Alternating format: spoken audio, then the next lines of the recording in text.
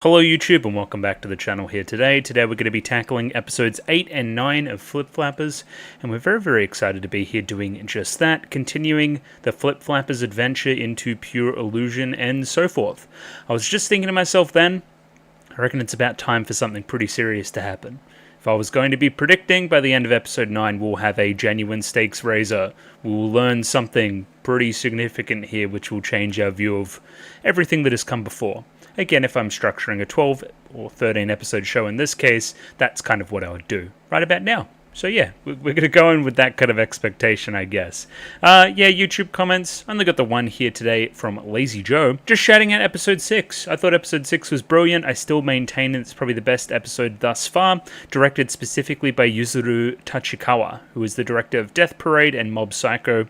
Again, that work with, Bones? Who makes Mob Psycho? I think it's Bones. Most certainly is Studio Bones. So yeah, I think Death Parade is Bones too. So yeah, great work. You've done a fantastic job.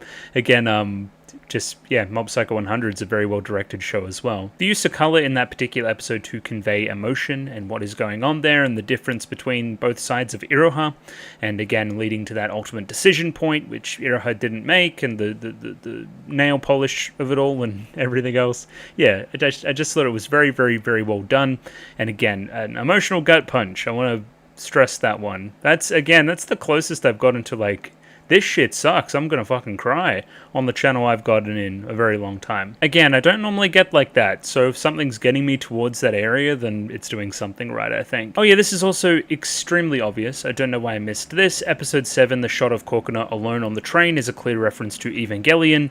Again, specifically even, I'm all through that show, but specifically the ending of the TV anime. Yeah, I think that's pretty specific there.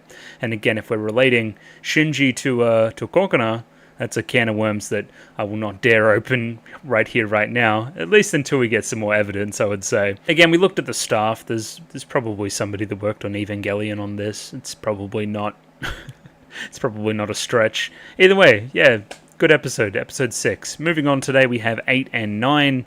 Again, I think there's going to be a stakes raiser here somewhere along the line. Just our kind of lead-in by the very end was discovering some random esoteric stuff around salt? Mimi. Mimi is the name of a woman who was holding a child who had blue hair, and Papaka is like remembering it. I don't know, that's kind of my read on the situation right now. I'm sure we're going to get a little bit more context here as we continue. Before we go too much further, I should shout out the patrons as well. If you want to be 1 week ahead, you can pay me money on Patreon, linked in the description below. Again, you'll probably have episodes 10 and 11 there ready for you if you're really hankering for those two in particular. So shout outs to those people that have already done that thing that I just said. Starting here with Mickey Babbers, Charles++, Akamansa, / Banana Ramahama Damasama, Bobbin, Trevor Ribby, Dapper Dwarf, Domobot, Ichu, Ed, Fancy Question Mark, Flirt Nightingale, Fried Rice, Fruit, Gloriana Tenebrae, Glyke, Greybeard, Gus N, Ika, Yanko Yavanen, Jacob R, Joran, Kelvin, Clem, Nosta, Cot Begemot, Lasher840, Lou, Max, Mistake L Chen, Nailu, Need, Nico Lane, Parnik, Pencil Sharp 333, Ragashingo, Ronlad BNK, Saint Lily, Sal, Sam1373, Skeleton, Fueko, Without a Net, Yuankai Shu, Yuki Ali, Zach, Binchi, Hans Peter, Marsh, Voodoo Chili, Ice, and Rantiki. Thank you to all those people for giving me money. Let's jump in here. Episode 8. Episode 8 of Flip Flappers coming right up. Let's do that. Discord, like the video, subscribe, all that normal stuff as well. Rightio, I have episode 8 up there ready to go. I am very white, and I have a time code of 23 minutes and 41 seconds on this one, so again, sync up with your own copy. I've got the Zang file set from Nya, so Zang is the title there if you want that copy. If not, there's a picture-in-picture in the description below for your viewing pleasure. Either way, let's give this thing a 3, 2, 1. Rightio, 3, 2, 1, go. Okay, I'm less white.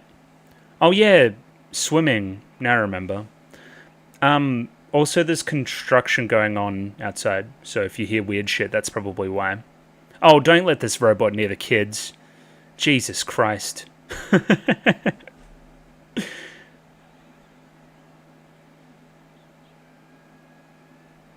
Okay, I thought it was going to be robot. Don't eat it. You're going to fucking die. It's like chlorine or something, right? Yeah, Yayaka. Hello.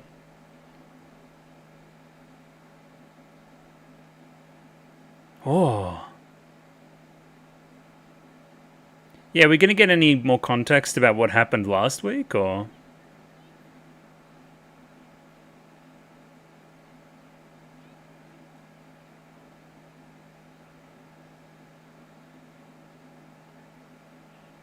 Yeah, it's because she's in prison.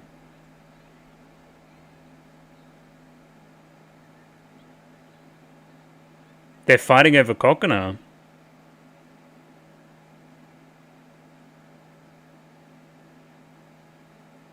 Kiss? Can Kokona swim?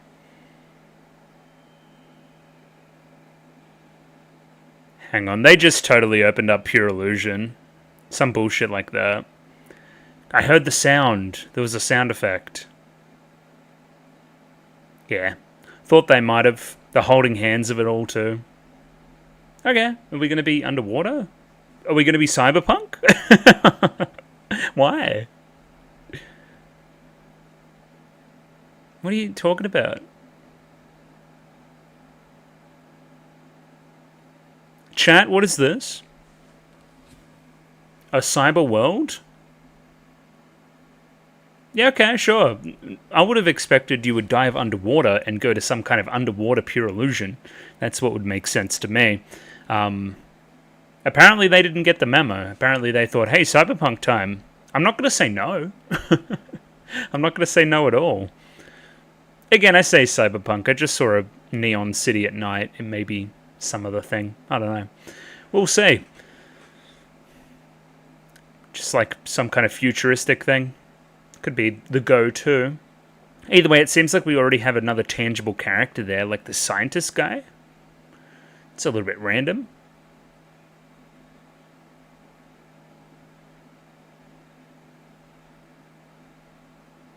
That interaction with Yayaka was very interesting. She looked at Kokona and just said, "You look like you're doing well," or something to that effect. Which, what would be the indicator there? Because she's just like kind of sitting all alone. Because I know that Yayaka's like tsundere for Kokona. We saw that in the school episode. But what does it all mean? I do not know.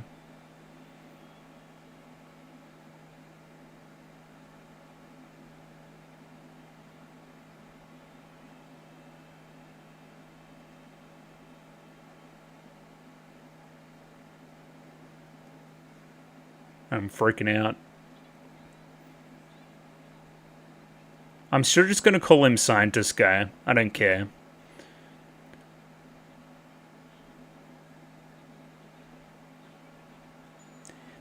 He's got that Lane type bedroom. Just fucking water everywhere and fucking computers and shit.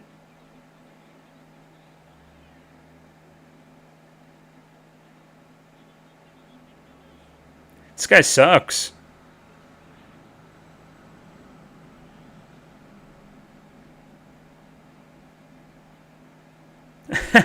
Why would there be any of that in there? What, copper wire? No, don't eat it! What is her problem?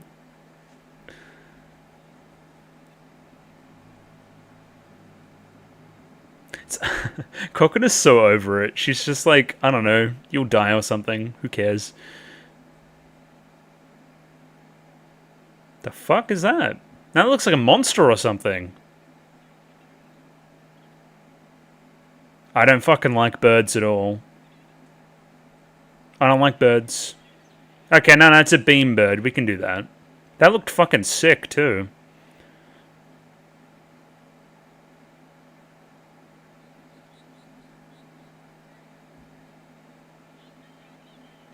See, this is going to remind me of episode 3, where we just don't even care, and we're just going to chuck all the shit at the wall, all the fucking genre tropes, we don't care. So now we're like fighting monsters in a cyberpunk world as magical girls shooting ray guns. Like, who cares? Fuck it, do it all.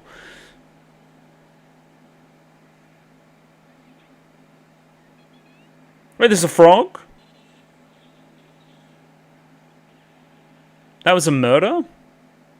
Oh, hello, guys. Why are you guys in... Even the... Yeah, that's great.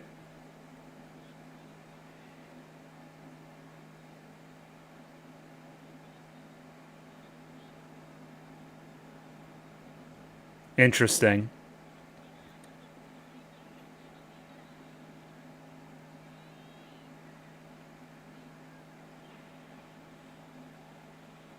Okay. Sick.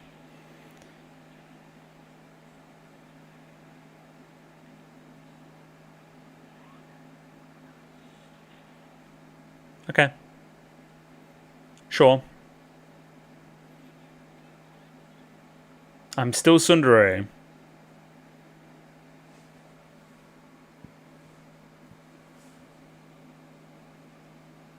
Don't get the wrong idea, it was just for the everything else. That guy's still alive?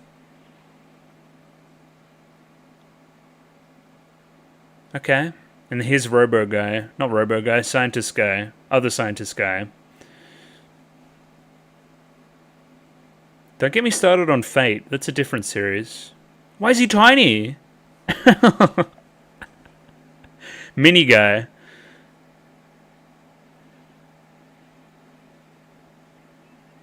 Walter White?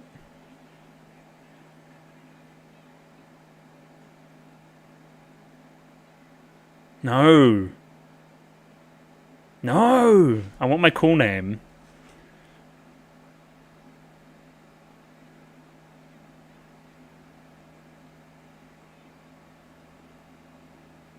Yeah.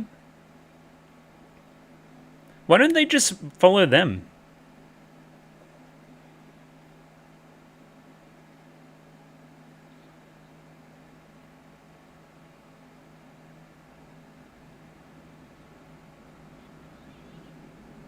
She's so obvious.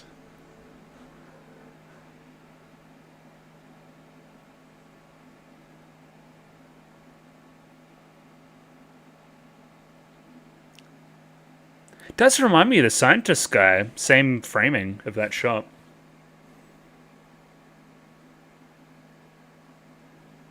Oh, yeah. Steins Gate drip. Let's go. Oh, that's the thing we want. Let's go get that. Oh, okay. So that's the thing that's making the dudes.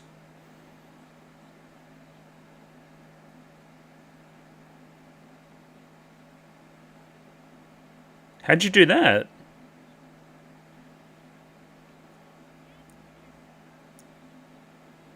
This is what happens when you play too much Factorio.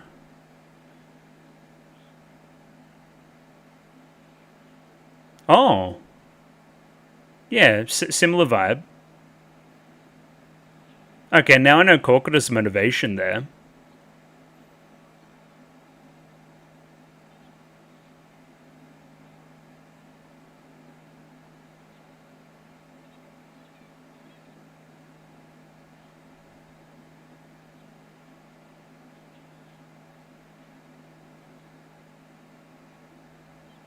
I know, the whole scale is fucked.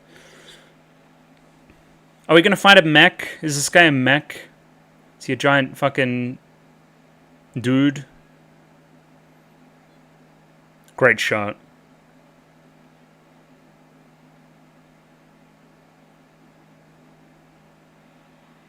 Oh. Dark Lord Sauron? He's here? Oh yeah, fucking Evangelion as fuck. Look at this shit.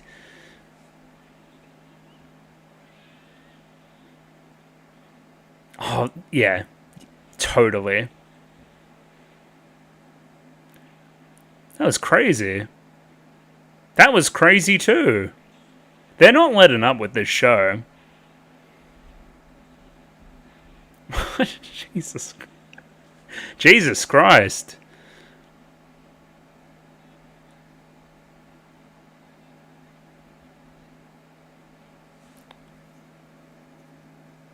We need the power of transformation sequences.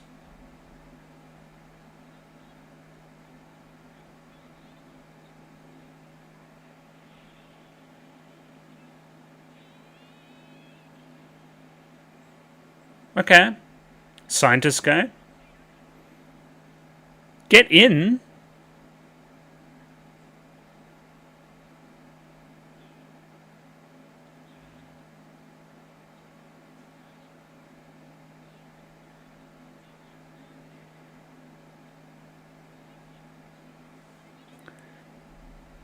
Papa could just say in words.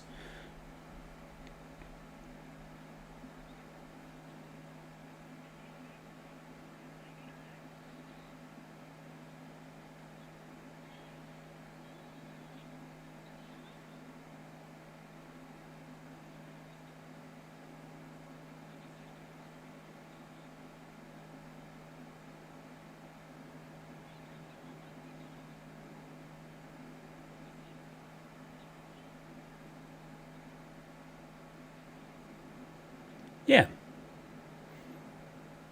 Mm-hmm.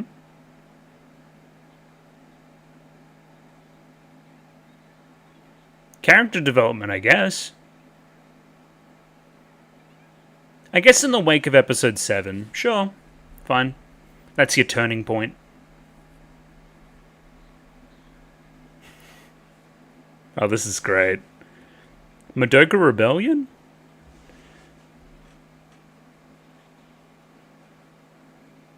Toilet.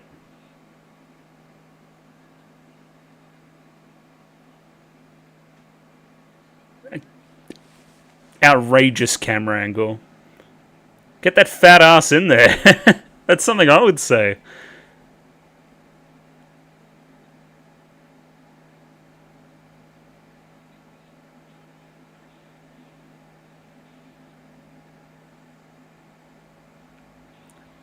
I like how the rest of them are just along for the ride. They're like, what the fuck? I'm imagining we're going to pilot some kind of mech.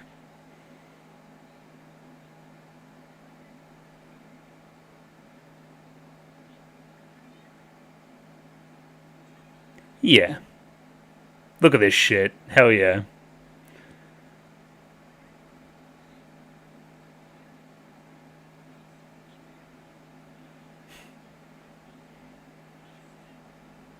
Are we going to need the two to combine on some level to make an even bigger guy?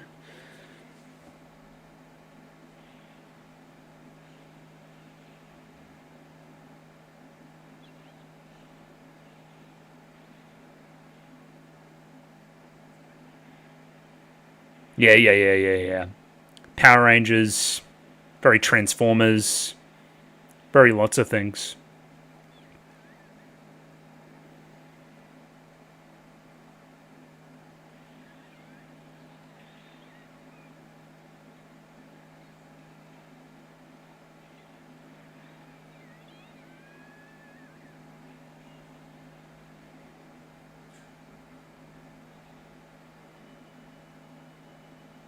Okay, I'm fucking midair. Help. Gravity. Seifu.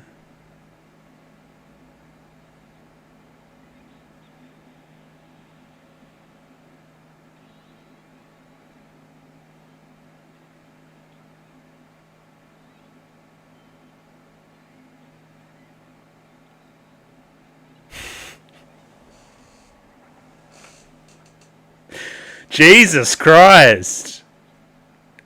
They're just like, they're getting a lot of mileage out of them being in school swimsuits. Jeez. Insanity. Alright, they're doing another different transformation sequence. And they are fusing. Combine! Yeah, look at this stupid shit.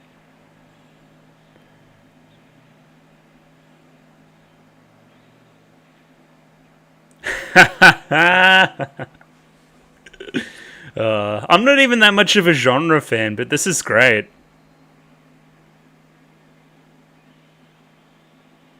This is exactly what needed to happen here.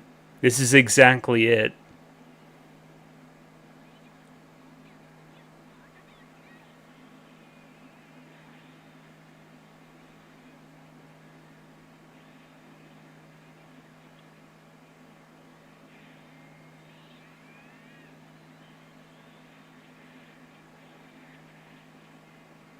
Okay, did we win? Oh, the song.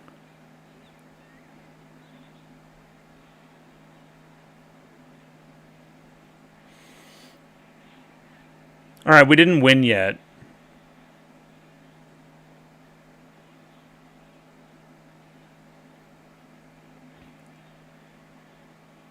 Is this Yayaka's moment, maybe?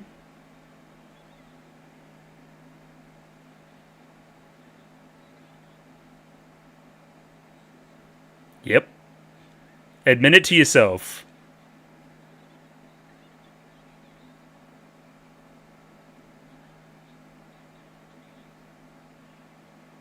The scale is crazy.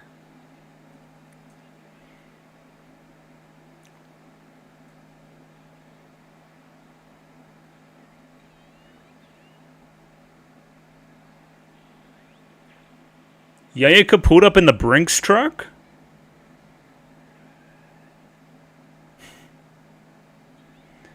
Yeah, the blush too. I don't think you can keep saying that anymore.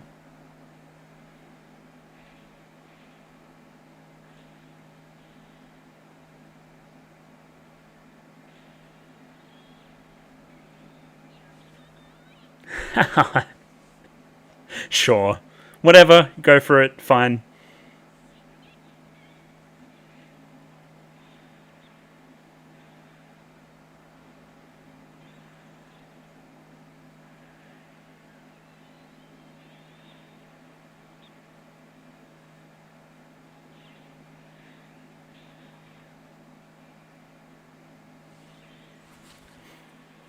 Did we win?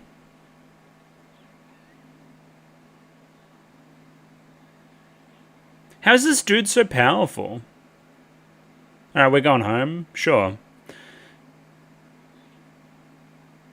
Yeah, that is... I'm gonna guess that, Yayaka, you've been kicked off their team.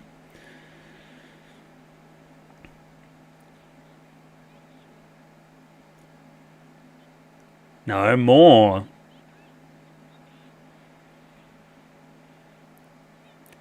Once more with meaning. Put some verve into it.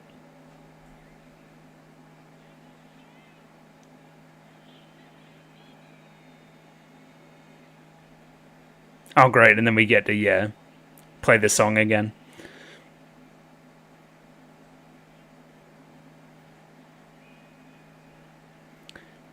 Even a fool would know that Yapiko boy wasn't powerful enough on his own. He needs whoever the hell this is.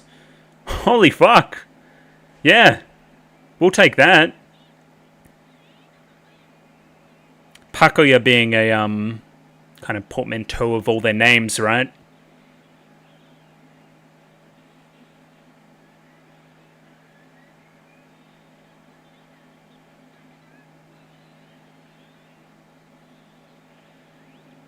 Yeah, that is just straight up evil one. Like, and he fucking died. Yeah, let's go.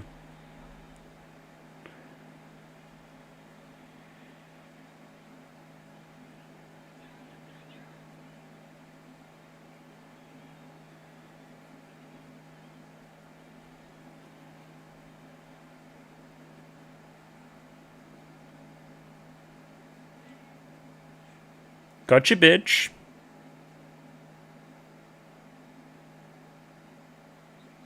Oh, they'll kill you. They don't care.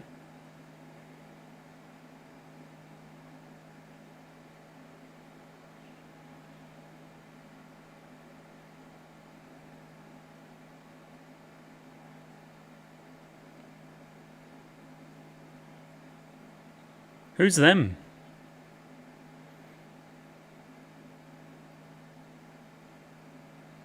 Yeah, you're like literally just on the other team now. Okay.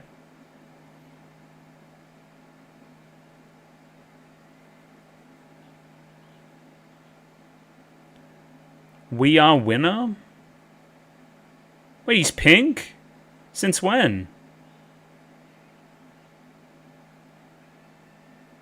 Don't get me started. Some Konosuba type areas.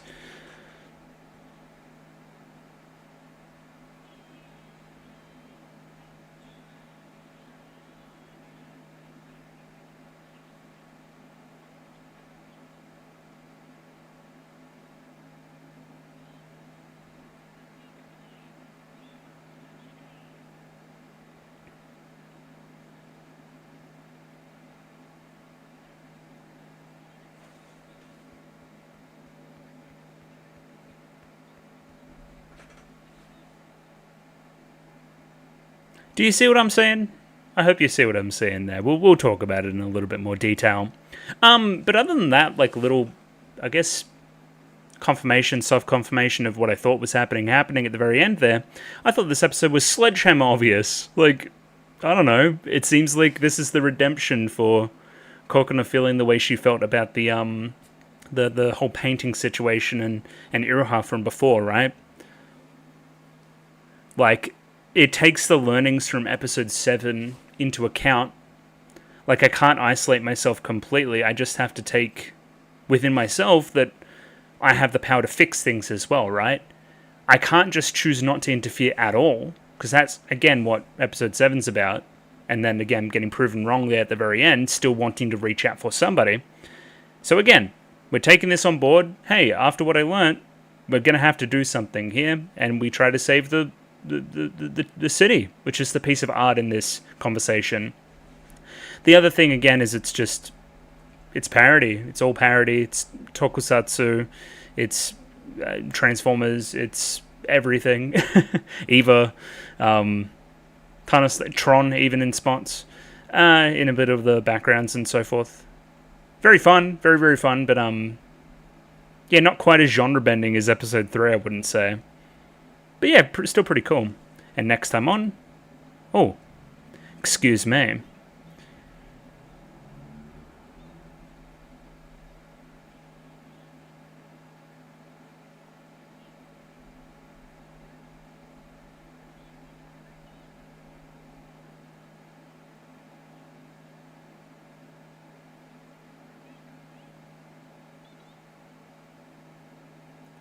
Interesting. That keeps happening. Oh no. Alright, skip this shit. Yeah, this Mimi business, I was wondering when that was going to come back. It seemed again like there was a resonation, is that even a word? Both of the kind of respective spots, one on the inside of the thigh, one on the ankle, were both resonating with the fragment that's also there. And then, again, I keep calling her Mimi. Why do I keep calling her Mimi? Why do I keep thinking her name is Mimi? Again, it's implied that the scene at the end of episode 7, they've just kind of moved on and forgotten about it. Like, Paprika came back to her senses and, again, didn't want to call her that anymore. But, again, if it comes back again, if it recurs, then we must address it. And again, I think that's what we're going to be doing very, very soon in episode 9, which I'll get up shortly. Let's just jump right in. Rightio, episode 9, up there ready to go. What we got on this one? 23 minutes and 41 seconds. Sync up accordingly. Zang file set, picture-in-picture in the description below. Let's just jump right in. Rightio, 3, 2, 1, go. Ooh, Evangelion vibes again.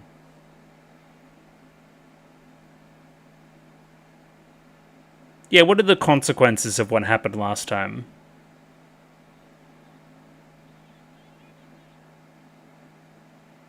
Oh, have you been replaced? Who the fuck is this? Paprika? Paprika head ass?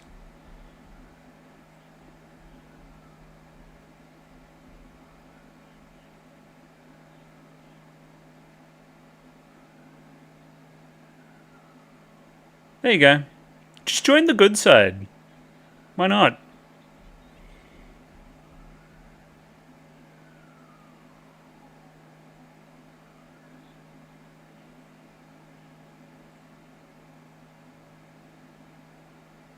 Yeah, we need to see Yayaka's motivation. They're not like us? Cope. Nah, we just need to see, like, why does Yayaka feel the need to do this? How long has she been doing this? All these questions that have been set up in the plot. It's time for some answers. Also, again, the implication there would be that they can just make amorphous children like that. So they're kind of like clone lab babies. Thoughts? Evangelion reference? Kinda. A little bit. Spoilers, I guess. No, spoilers without context. Yeah, Yayaka's just joined the good side. I don't know. Until we see why you have to do this, it's really hard to justify you not just getting over yourself and stopping being tsundere. I don't know.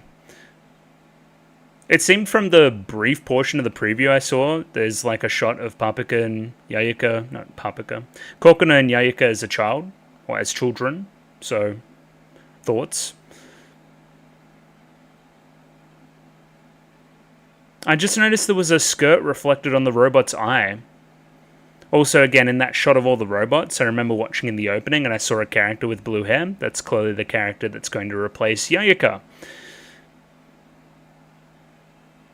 Is she potentially a robot? Is the grandma a robot? Are they all robots? The jury's still out.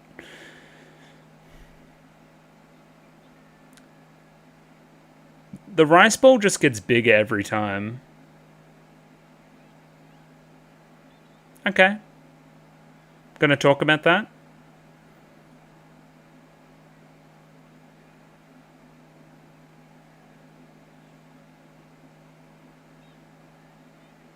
Like that one guy on TikTok that puts everything in wraps.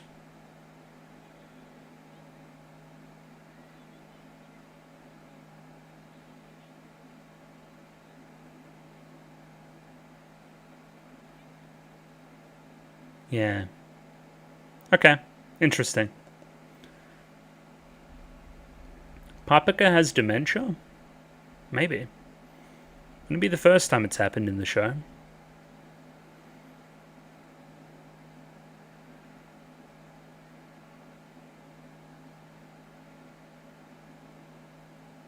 The impedance is dropping, everybody. Help.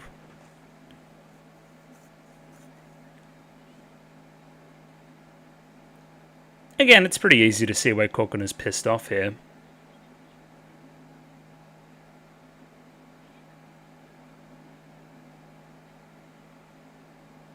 You're a creep. You should be put in an institution.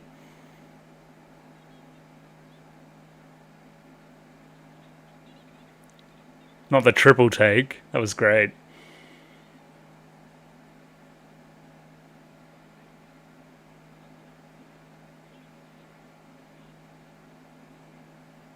I think she's just confused. I don't know.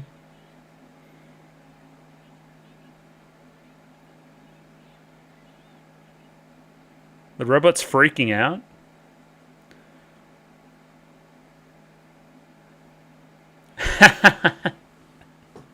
Classic. That was good.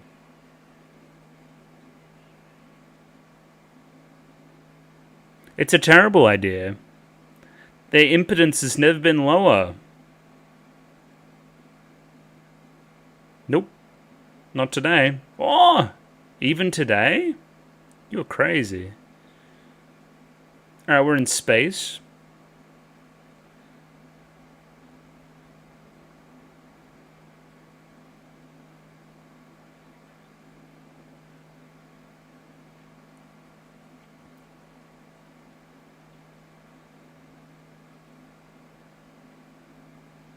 Interesting, so they're tracking Papika and Kokona because they'll know where they are. We're in the void?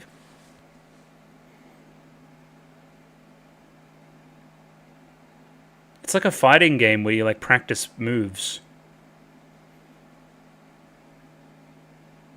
Oh, that was easy. She's so fast.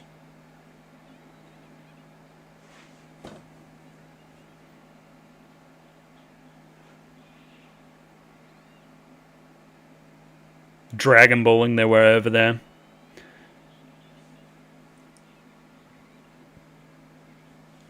Dragon D's balls. Okay, cool. Sick looking. Interesting shape for the little amorphous.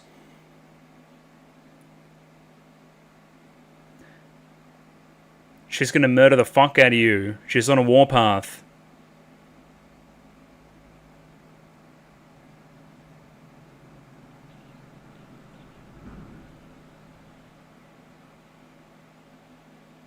Kill the robot, kill the robot, kill the robot.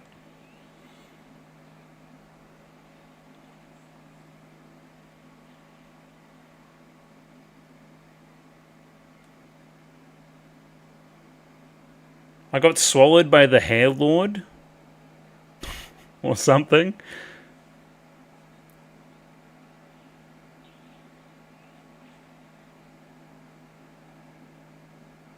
You can't fool me. You two are just gonna end up hugging it out.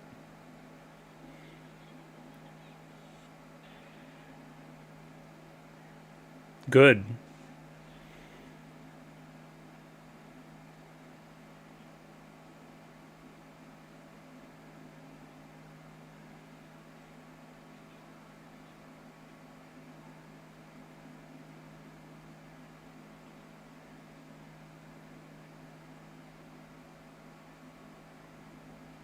Okay, are you gonna have all the time in the world to do that?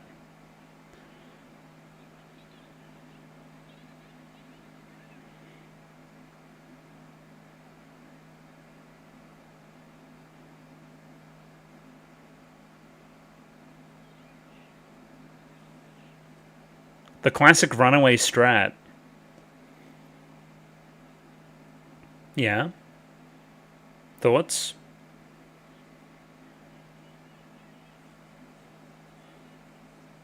To get us out of here. Until we get out. Watch out. Watch out for it. Okay.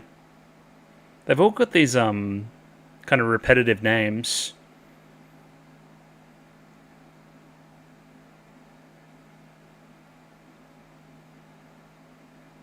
Not yet.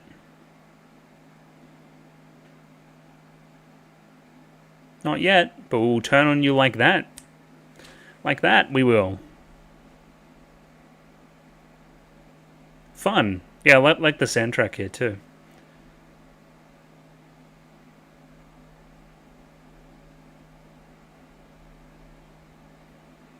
Take him apart as much as you want.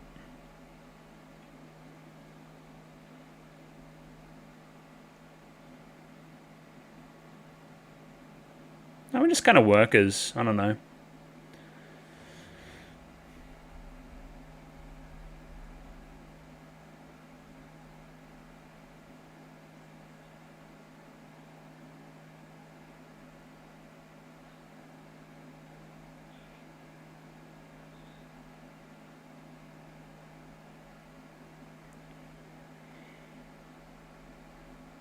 How pathetic.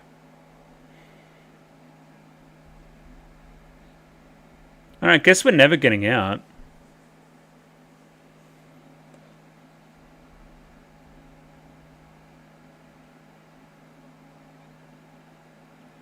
Great.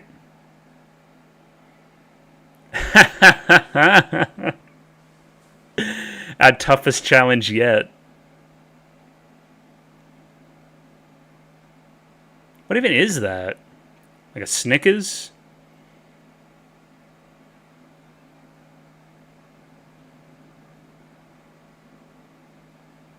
Man, Paprika fucking died. It's a trick! Don't fall for it! No!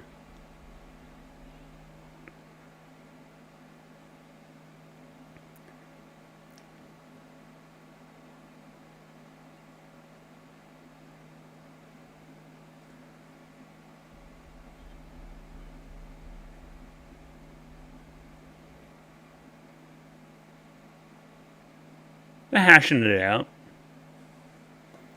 Can lip read.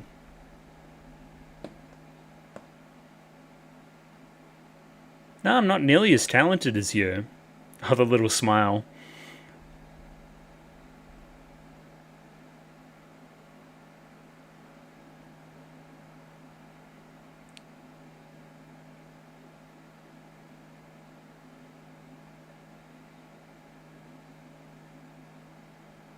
Just lie. Lying's really easy.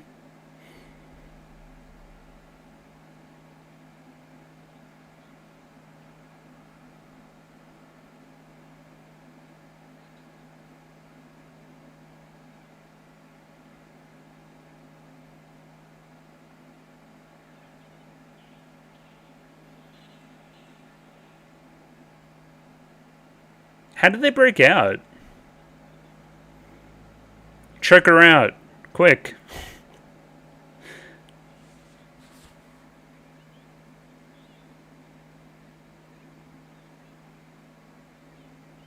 Man, the twins really were lying. What a shocker.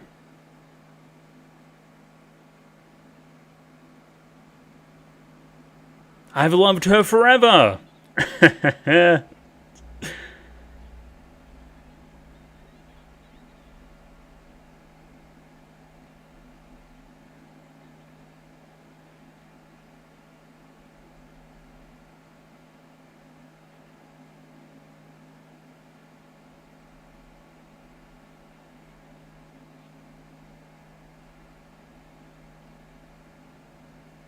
Oh, and here's our flashback.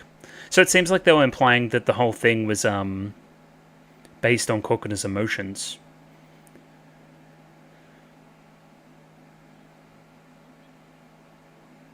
Where are we? Some kind of hospital. Tests?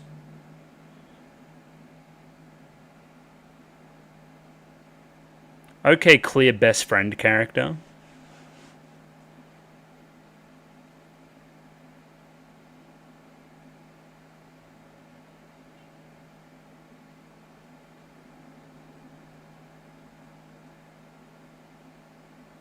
Wonder what that painting is.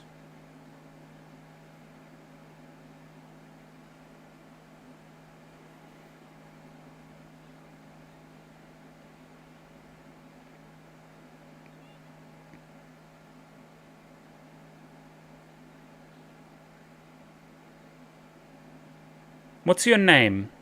Korkuna? Yeah, not Korkuna.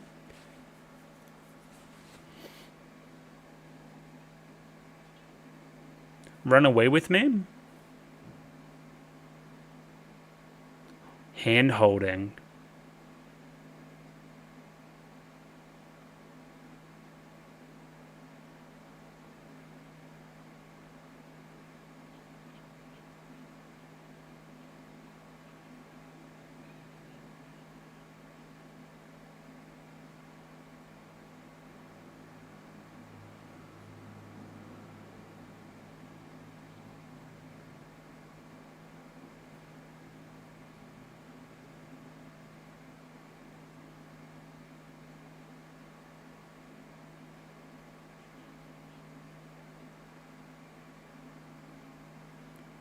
What flower is that, chat?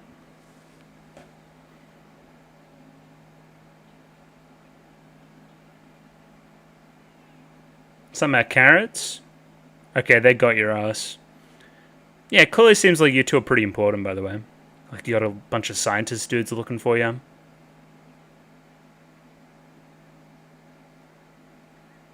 There you go. Oh, friendor. Hell yeah.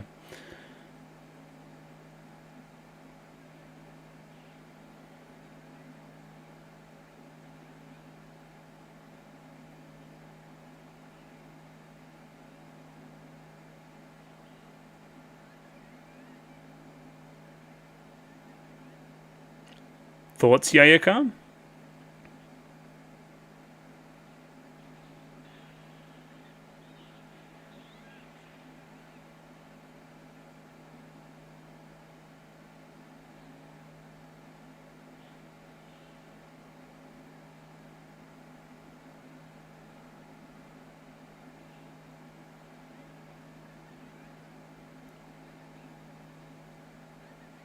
Jesus. Alright, where are we going with this?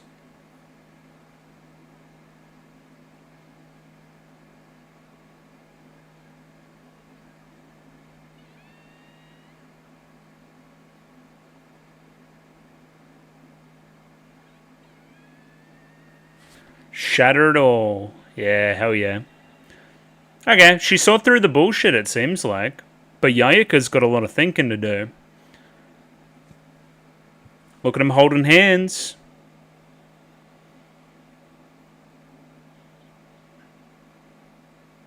The lesbian love triangle to rule them all. Yeah, okay. But what happened to Kokona then?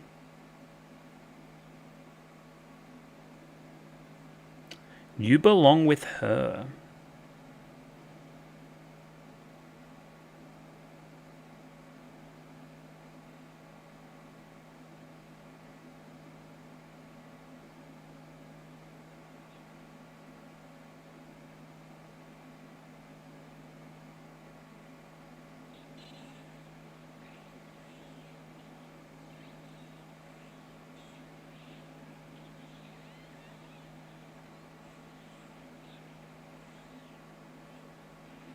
Yeah.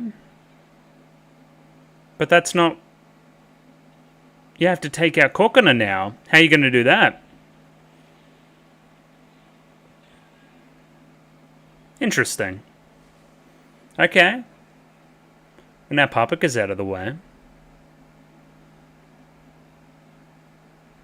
Probably not. Papaka's going to get her ass kicked.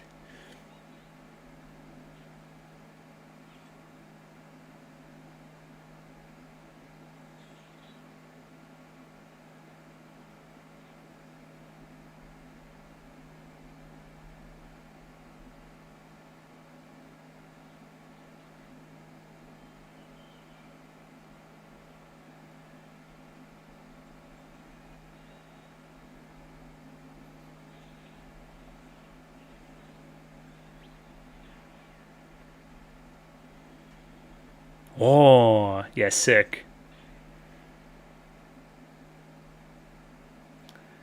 You made your way into my mental fortress. Yeah, okay, Papa got a fucking ass fucking beat. Bad.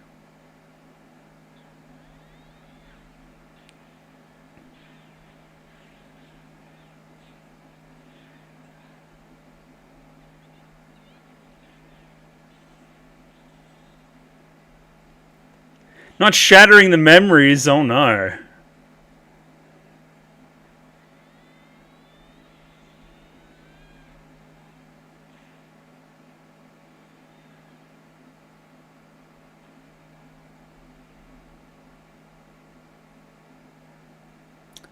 The moment of truth?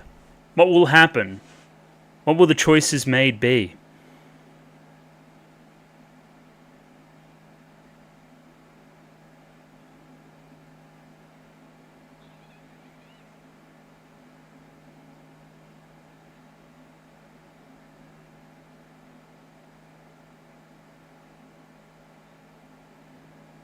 Can she do it?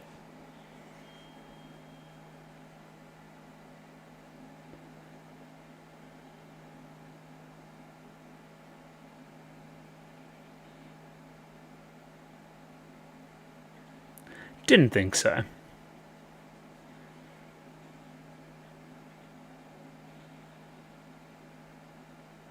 And again, they already knew that.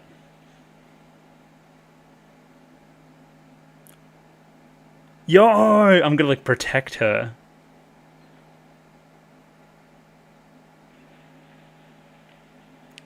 Yayaka's fucking dead.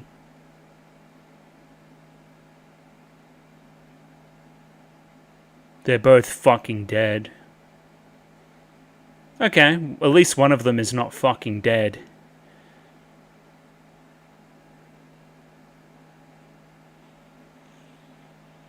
Okay, now they might actually be dead. Okay, now Papa saved the day.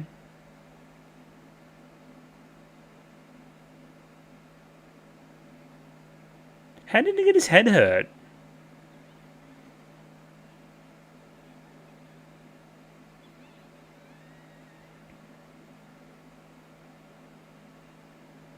Damn, she is dead. The biggest, gayest love triangle of them all is upon us. Yeah, again, you got to do the legwork early in the episode with this whole Mimi business to make any of this even remotely make sense. You have to be in the mindset that Kokona isn't exactly all there with Papaka at the moment. And again, when they have their pretty traditional third act reunification that we've seen in these episodes, where they fight and bicker for a bit but then come back together, that's that ultimate point. It's that ultimate point of jealousy for Yayaka, which again causes her to do what she does. Again, can I do the thing? No, I can't do the thing. I'm not powerful enough. I can't do that to my friend. Even though I'm shattering the memories along the way, I don't shatter all of them. And they still resonate. Yeah, again, it's this whole idea of having somewhere where you belong.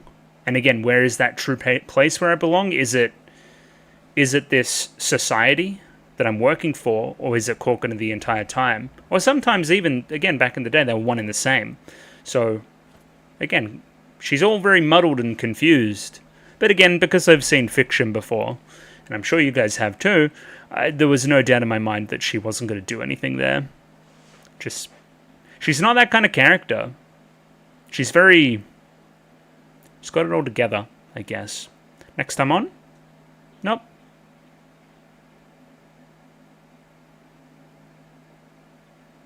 Sure. Okay, do you guys do surgery, or... At least the robot's beat up. Okay, did the bad guys win yet? Gonna keep going with this Mimi business? Yep. Are you gonna give me any more?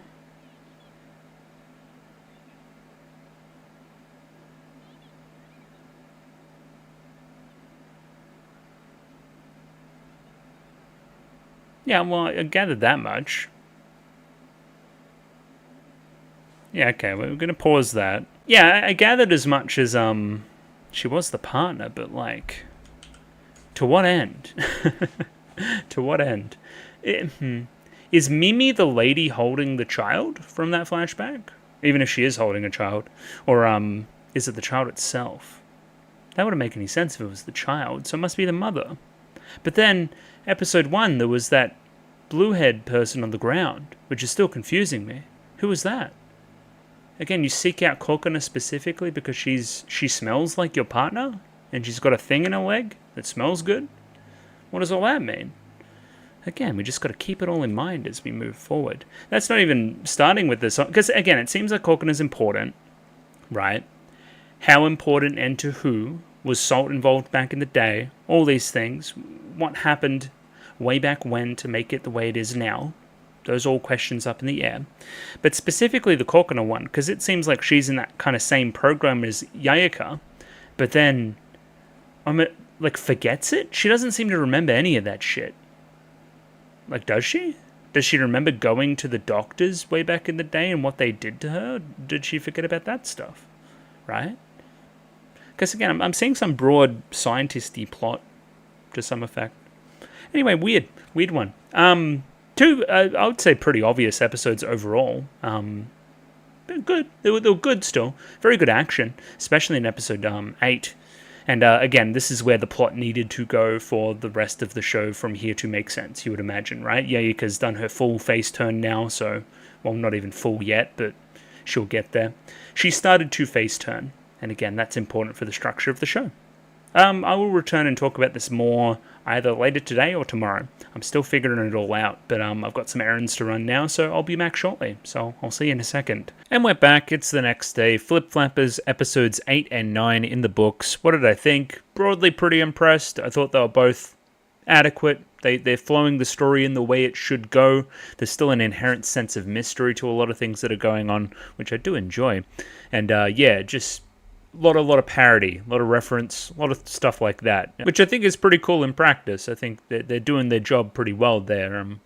Referencing all these different things and bringing in certain themes from other pieces of media that are applicable here. I think that's pretty good. Ultimately, I was surprised by how little I left the 2 episodes actually, like, what the take was out of those 2 episodes, I guess. There really wasn't one. It just kind of went the way I thought it would. I would say broadly. The characters continued to proceed down the lines they'd already been going down, just to the nth degree. I thought there was some fun stuff with the scientist guy and the other scientist in the thing, in the Pure Illusion. Yeah, I thought that was interesting. We're going to have another look at that here in episode 8. But yeah, broadly, I just don't really have a take. I don't really have a strong takeaway from those 2 episodes. I don't know. That's neither a good thing nor a bad thing. It just means they did what they should.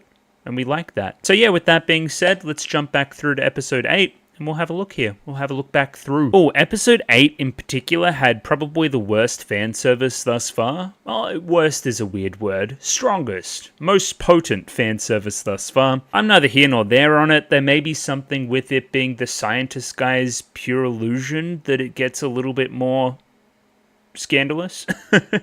Like it's being put through a male perspective there. Is there anything in that? Maybe. I don't know, maybe I'm grasping at straws and they just wanted to put some tits and ass on screen. Maybe. Anyway, it's their prerogative to do so. I just found it kind of distracting, I'm going to be honest. Again, what's the reason why they're in school swimsuits, other than we wanted them in school swimsuits? Like, I guess that's my point. What are we trying to say there?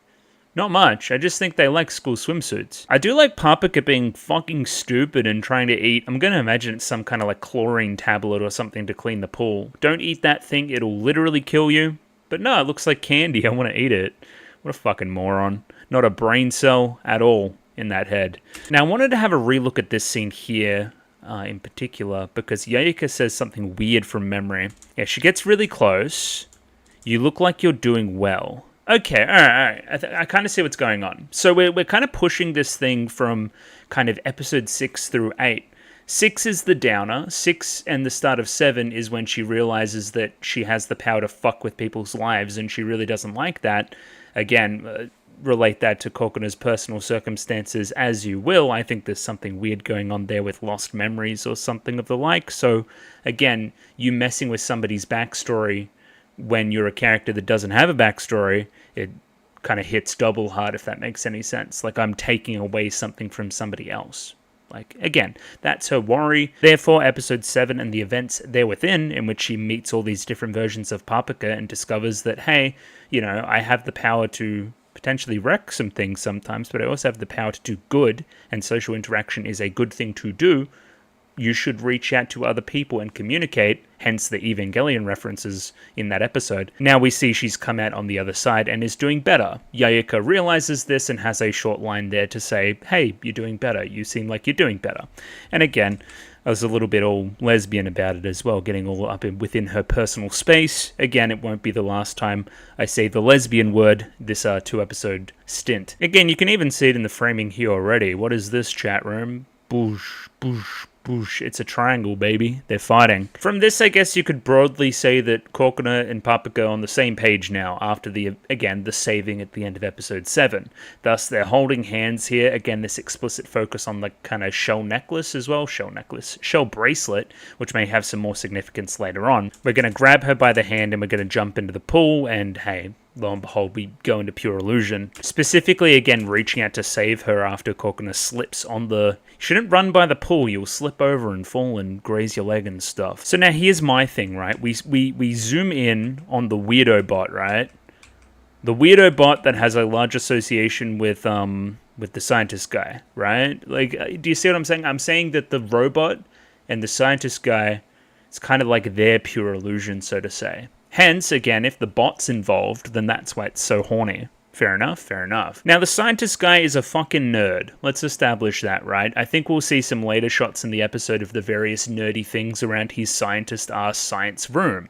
It would only make sense that when he makes his pure illusion, it's based on a number of historically important Japanese properties, by which I mean tokusatsu stuff, by which I mean Akira, by which I mean other cyberpunk things, by which I mean there's a lot of inspiration going into this that would be broadly pretty nerdy, that the scientist guy would be into. I mustn't forget to mention Evangelion as well. Again, that's why it looks like this. I think the scientist guy is involved. Specifically here, also shouting out Tron with a little bit of the kind of black backgrounds and the kind of neon line work. I think that looks Tron-y to me. Again, there's probably more direct references that I'm not I'm too much of a pleb to know them. I'm sorry. Is it time to commit this guy's name to memory? Hidaka-san? Hidaka-san? Potentially. I don't know. Specifically take note of this shot here, specifically with the angular computers and stuff in the kind of background and foreground here, making up a city-like structure. This structure of this person enveloped within it, potentially underground within it, banging on the keyboard, doing all sorts of sciencey stuff. Again, you see the connection I'm making, I think. Another connection would be there's some kind of red alert within this place when kind of Paprika starts fucking with the wiring and eating it and stuff. So again, is that a tangible connection that Pure Illusion is having on the real world, where you're fucking with some cables and it's, you know, making the computer do whatever, shut down? That would make sense. We've seen that Pure Illusion can tangibly affect real life. Also, Paprika is fucking stupid. Don't eat copper wire. I didn't think I needed to tell you this. From that perspective, what are the fucking birds about? I don't know about the birds and the other, like, weird wildlife and stuff. It seems like they spawn off of the fragment within this zone. Like, it kind of crash lands and makes all these different experiment things. Again, is this a reference to something? Most probably. They also shoot laser beams. I don't know. They're kind of cool. I like them, I guess. I don't like birds. Birds are scary. And this bird in particular is very scary. So, you know. But they're cool. I like cool stuff. I commented upon this in the reaction as well. It's really fun seeing this kind of confluence of influences here coming together, like magical girl, sci-fi, monster battle, tokusatsu, all nerd shit, all that nerd shit coming together here and just kind of putting it in a big melting pot. I think it's cool. Just as I said kind of last week as well that I thought the action was kind of dying off a little bit, we come back here with some of the strongest action in the show, in this episode. It's fantastic. Again, you need an animation guy to break it down frame by frame. I'm not that guy, but it's very good. I think it's great. It had me in awe. Yayaka's also brutal. They like surround that guy and like he's like a frog guy, so he's like charging up the beam and then it just kind of explodes him because he can't let it out of his mouth. That's pretty mental. And again, just for shits and gigs, they're all in school swimsuits as well. Even the male character, you know, just as you do. They immediately see the creatures and say that they must be the Amorphous' defense trap. This is exactly true. We see this play out a little bit later on. And yeah, we're kind of working in tandem for now. But again, Yayaka was the one to dive in and save the day for Kokona. We'll see this continue in episode 9. And again, always, don't get the wrong idea. Don't do this, don't do that. She's sundarang it up like crazy. We see here in the framing as well, these three pretty clearly walking away from our main couple. We are then introduced to the small doctor guy. I don't know, he's like a scientist and he's small. I don't know why he's small. Maybe he just likes it like that and wants to be small. If I had a better ear for voice acting, maybe you could say that this was the same voice actor as the other scientist guy, potentially. Again, if only I had the means to find that out. I do, I should just go check it. No, I believe this little freak is actually just Kirito, which is funny. Okay, no, they're not the same voice actor, never mind. Again, this guy's your prototypical kind of mad scientist type. Again, got a huge head on his shoulders, very full of himself. Gets taken down a peg here by, by Paprika, by calling him Pops. Or Chan to be specific. Again, a little bit more of a, you know, cutesy name, something like that, as opposed to the grand gloriousness of the name that you were promised, right? Look at this. Very intense. And then, you know, we're taken down a peg by the very end there. We then meet up with Yayaka and the rest of her gang. The gang, the twins, call her out on saving Paprika and Kokona. Why'd you do that? Who told you to do that? It's like, didn't you hear what I told them? I told them that they had the wrong idea. It's like, you better have the wrong idea. Again, this is just all set up for when you make the choice that you make at the end of this episode, whereby you basically join them for at least a little bit, right? Again, it seems that by the end of episode 9, she has fully joined the cause. Again, my prediction from way back, Yayaka will have a transformation sequence here at some point. It's only natural. We're playing with scale in a fun way. By fun, I mean fetishistic, I think.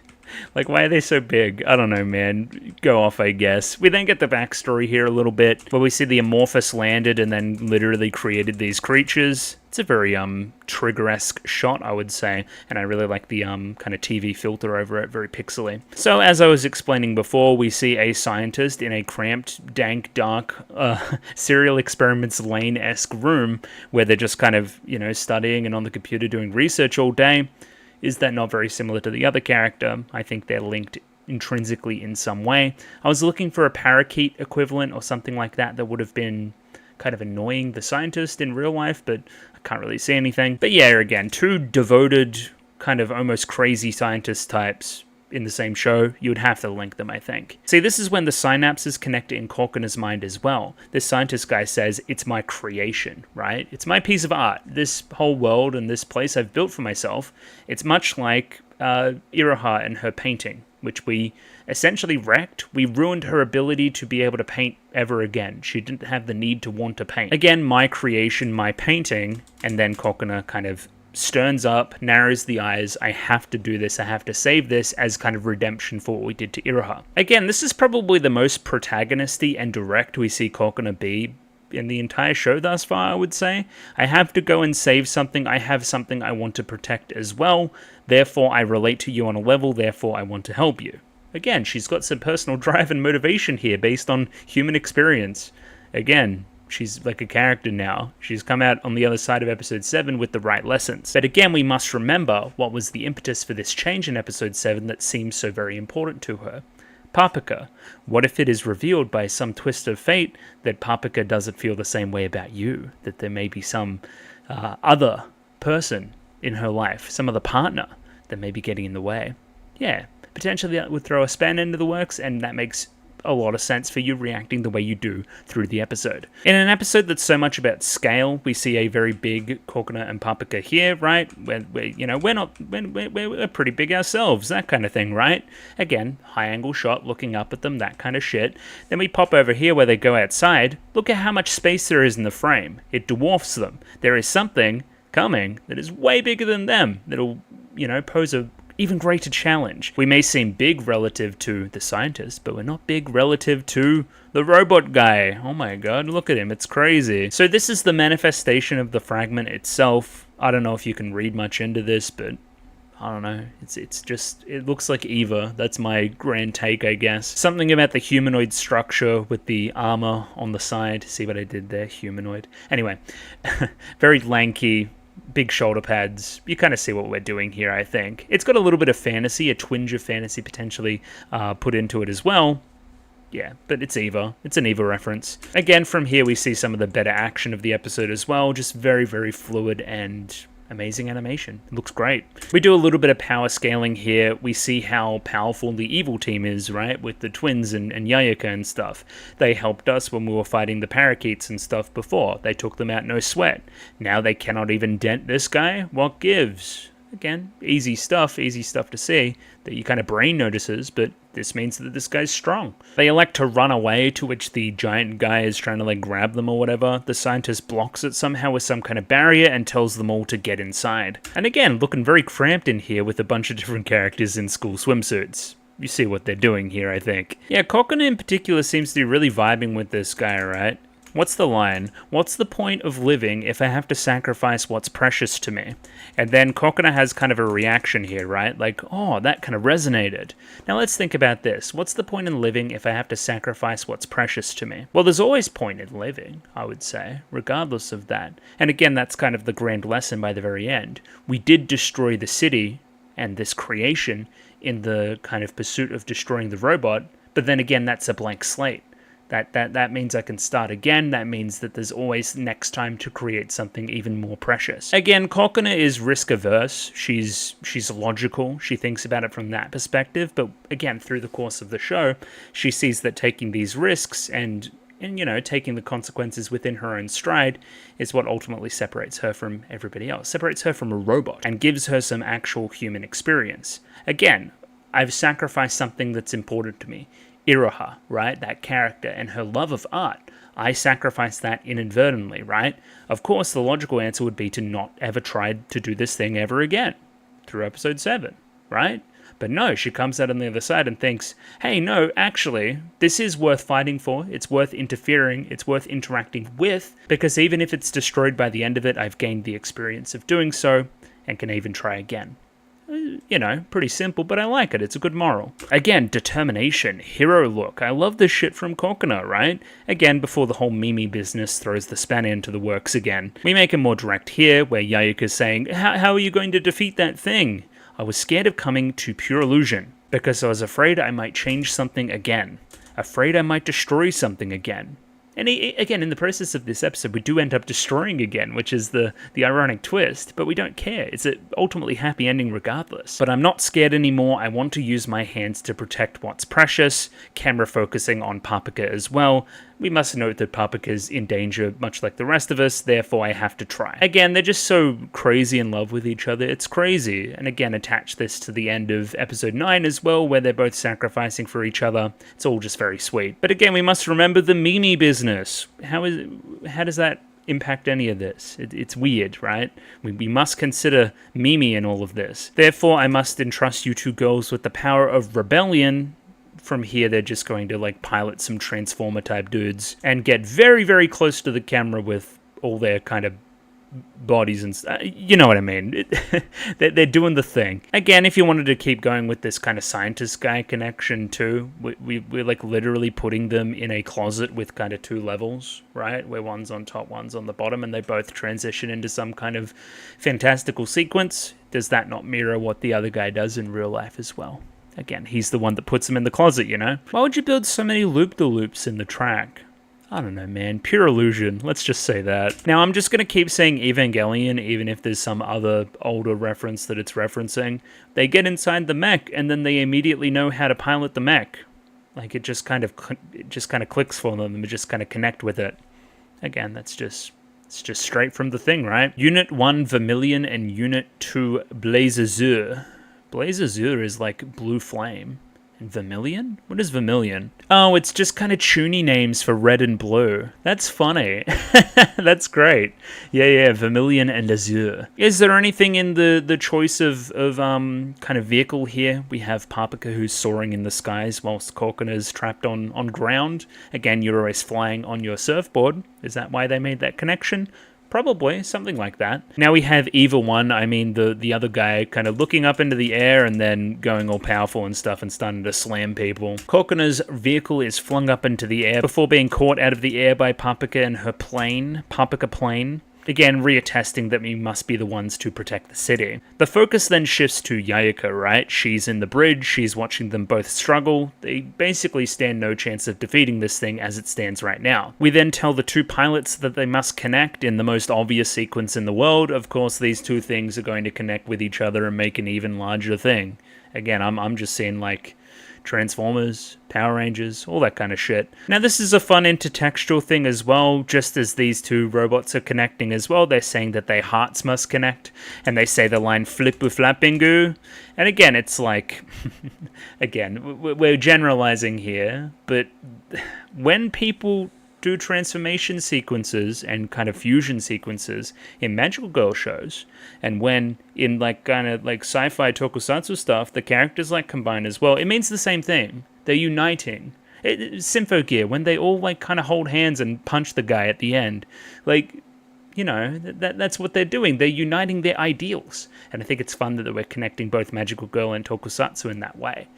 Again, it just means the same thing in the story at that certain moment. Specifically here, flip flappingu, and then they say combine, and we go into a full-on 80s-esque pastiche of these kind of shows. Along with the frankly ridiculous soundtrack, this insert song is incredible. It's exactly what you want from this kind of thing.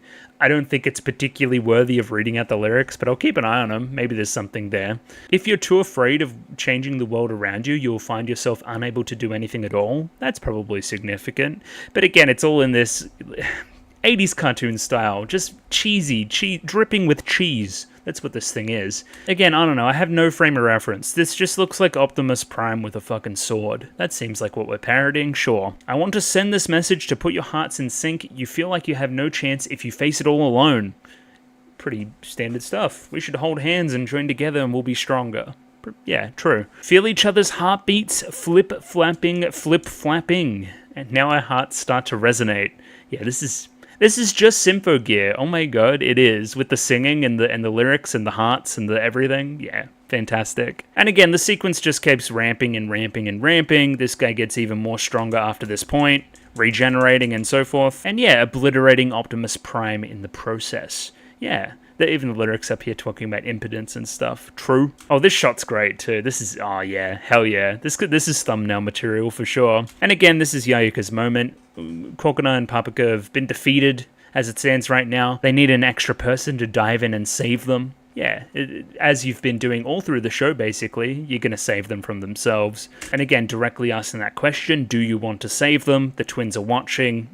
Again, you do want to save them, but you can't say that, big old tsundere.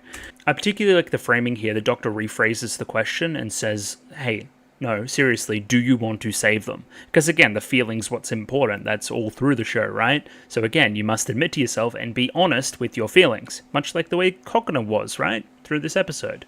I like this part of the framing, this kind of split in the frame, the blue eye and the red eye stuck on either side. Kokona, Papika, I want to save both of them, but again, the shading here kind of dictating how you're unsure, leaning towards one side or the other.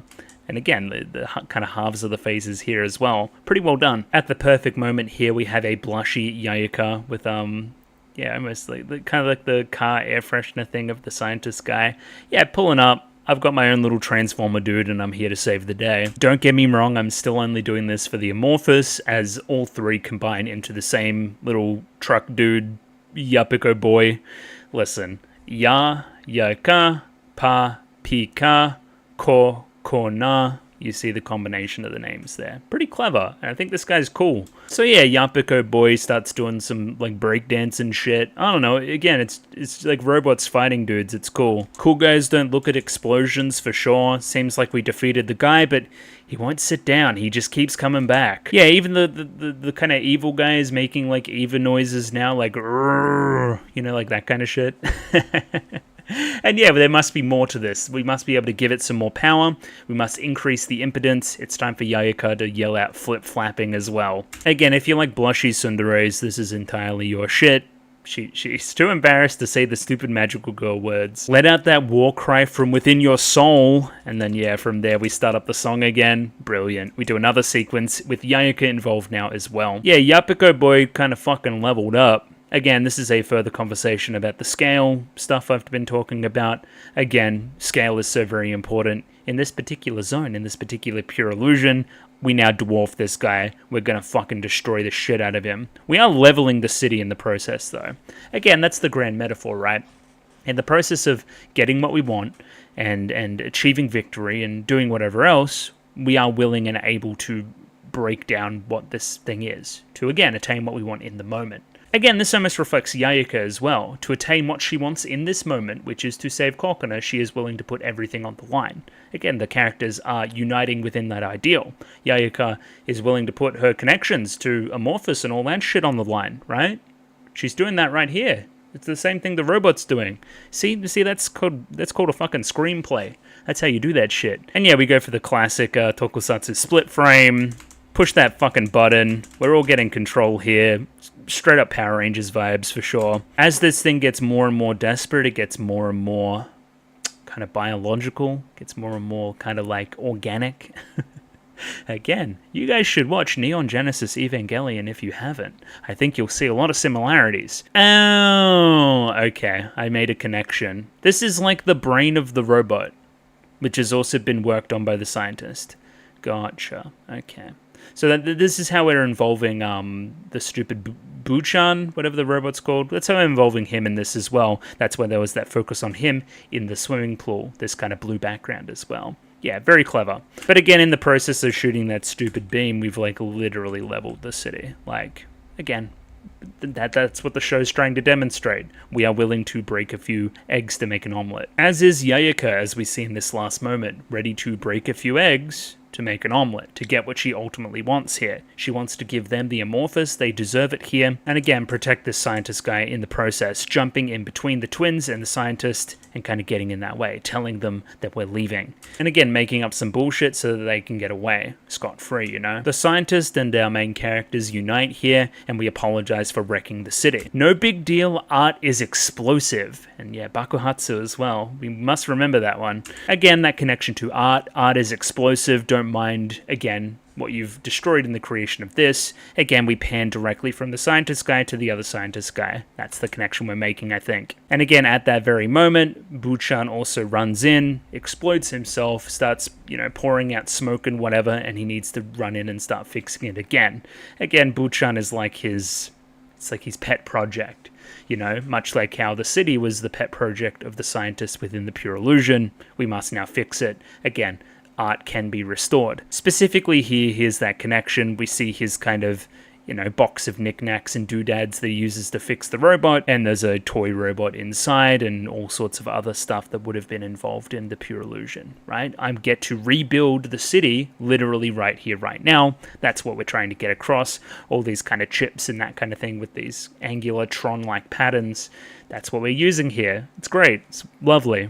Yeah, then this kind of brings it all together and makes it all very obvious. We must replenish our stock, and we bring this kind of tea thing full circle as well. Dr. Hidaka, he's back in his kind of zone, making his thing again. Even this little kind of guy over here has a little smiley face. Yeah. He's going to be okay, and he's going to be able to remake his thing. Now to the post-credit scene, we have a small reminder of the whole Mimi business. Specifically here, the framing's super obvious. You're standing in the shadow, you're standing in the light, you're letting the shower / the rain fall on you, you're completely dry. Where again, the amorphous that you're carrying, that fragment, is kind of resonating with the one within your leg. And again, right at that moment when she moves into the light, let's go again, Mimi. Right? It's like, oh my god, who's Mimi? You're cheating on me? Oh my god. She's not cheating on you. It's some kind of weird misunderstanding, I believe. But again, this is that realization point where, again, I'm doing all of this for Paprika, essentially, right? I love Paprika. That's all that episode 7's about, basically, right? You then see that the one that you hold dear, the one that's precious to you, is calling you by some other name. It's heartbreaking, of course. And again, that leads to the drama at the start of episode 9. We open episode 9 with what I would describe as an Evangelion-esque scene. I don't know if that's even correct. It's something about the sterile white room and the lockers and that kind of shit. It just seems like you're suiting up in one of the stupid kind of vacuum suits that they use in that show. Again, this small poignant moment of consideration to yourself before the alarms start going off is a nice touch. It's a... I wouldn't say that Flip Flappers lack subtlety, but it does probably lack quiet moments. So I appreciate this. It was good. Again, from here, she immediately finds that she's been replaced. Oh my god, the weird Pope guys and the robots replaced her with, like, some lolly with blue hair or something. It's weird. This lolly with blue hair that also has Paprika's face. Thoughts? Thoughts, anybody? A little bit weird. Little bit weird. That's all I'm trying to say. Specifically here, this reminds me of Little Sister Paprika design from episode 7. Yeah. I don't know if there's anything in that. Probably not. We'll see. I wanted to note as well, just while we're here, if we go to the opening, we can see her in that shot of the kind of robots in the room. Right there. There she is. Hello, little blue girl within the kind of ranks of the robots. Weird stuff. And all Yayaka is asking for here is one last chance. I won't fail this time. Let me go back in and I will steal the Amorphous. Specifically, I'll steal Cockness herself from the inside of her leg. Again, Yayaka's the character study this episode. She finds togetherness and belonging with this group. She will be cast out on her own, and it'll be scary if she disobeys them. That's what's motivating her right now. We will see that again by the very end. Despite everything, she still has friends. And again, she should have realized that here in this moment and not been manipulated by the organization. Again, pretty obvious stuff, but gets it across quite well. Again, that small grip of the kind of fist as well. We're nothing alike. Me and Cockner, it's time for me to take her out. At that same time, however, there is trouble in paradise. We have Paprika, no worries in the world, just eating the fuck out of this rice ball, where we're narrowing the eyes over here. Again, that shadow on part of the face, the doubt there. Who the fuck is this Mimi girl? And why have you been sleeping with her? And again, Paprika's stupid, but she's like extra stupid in the start of this episode. It's like, why can't... I guess her brain's broken, but like, why can't she realize that calling her by a different name is not the right thing to do? But her brain's just like muddled. It's like she's been fucked with. It's like her memories got replaced or something. Like, I know that you're Mimi. Mimi's my partner. If you're my partner, then you must be Mimi, right? Again, she doesn't know what she's doing. Because she's stupid, I guess. Where again, it's frustrating to watch Paprika go business as usual when you're in this kind of crisis of faith. Again, that's why you're so frustrated, Cockner. Specifically here, you love carrots. No, I hate carrots. We even talk about in one of the flashbacks later in this episode about a food that you hate. Potentially that's carrots as well, which is fun because that links to the whole Yuka skill thing as well, because rabbits love carrots. Something in that. Don't know what these flowers are too. I don't know, they're like almost out of water and then you water them again? I don't know. Somebody could probably elaborate on that somewhat. Really emphasizing the annoying fact on Papaka here as well, as we kind of surf around her and annoy her and stuff. Stuff that would normally be tolerable, but because you're in her bad books, it seems ultra mega annoying. Really love the framing here of just kind of focusing on Kokona there and like, you're annoying the fuck out of me. And again, she just like doesn't know. She really thinks that she fucking loves carrots. I don't love carrots. You're mistaking me for somebody else. Oh, this is gay as hell too. Hang on. What's this line read? You're being so self-centered. You never consider No, you never consider the trouble you're causing other people. I don't want it to be personally about me. It's not like I'm pissed off at you. I'm pissed off at your temperament in general. It's not me. It's not that we're together or anything. Yeah, that's great. Now, I was always a little bit skeptical about them going into pure illusion with their moods currently the way they are. They're clearly at odds, and again, the whole thing's about impotence. That they need to be together on things for things to work. So it's kind of dangerous to put them into pure illusion right now. Despite everything, holding hands and entering here is an interesting touch too. Again, maybe kind of foreshadows the very ending. Despite everything, we're still together. We're still on the same page. We're still holding hands, you know? The interesting thing here is we have the kind of evil team. They're out looking for fragments, and then they have like a kind of tracking device on Kokona and Papaka. It kind of alerts them that they've entered pure illusion. Now let's go to wherever they are. Go to their coordinates. Again, it's almost like without them, you don't have the leads by which you use to find these fragments, you know? Or at least less leads. It's almost like they have this natural ability, this artistic kind of drive to find these things where you guys kind of struggle going through kind of brute forcing it, you know? Now, I understand what they're doing here, right? with this zone. It's all about the characters. It's all about that kind of shit. And this kind of blank space lets the characters do their thing. But again, from the glorious backgrounds and everything in this show thus far, and the great kind of set designs and all these kind of things, it's disappointing to get a pure illusion that's literally just like it's like a demo level from a game. It's like where you try out various fighting moves and that kind of thing, right?